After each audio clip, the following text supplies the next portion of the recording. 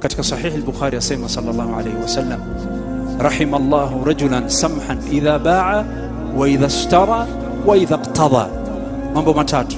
Rahma ya Allah iko kwa mtu ambaye pindi anaponunua anakuwa si mwenye kufinya, na anapouza hawi ni mwenye kufinya, na anapochukua deni anamdaia mtu hawi ni mwenye kufinya.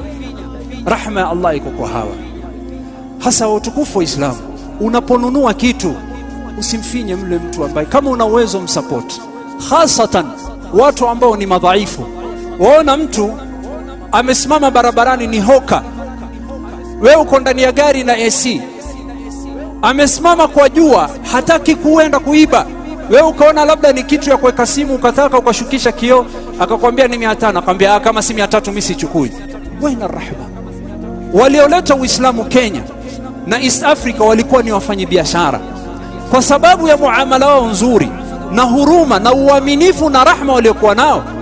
Wale wenyeji wakaamua kujiunga katika dini hii. Waenda kununua kwa mama mboga, akikwambia kilo tomato ni kadha, wewe ukienda supermarket huulizi discount, lakini kwa mama wataka discount. Kama hauna uwezo sawa, lakini kama una uwezo, kwa nini unamfinya huyu mama mnyonge, mama mboga? Allah amekufungulia, kwa nini usiwe na huruma katika kununua? Kadhalika huruma unapouza, usimfinya mtu. Ona mtu hawezi kununua, basi mwambie nitakupunguzia, chukua.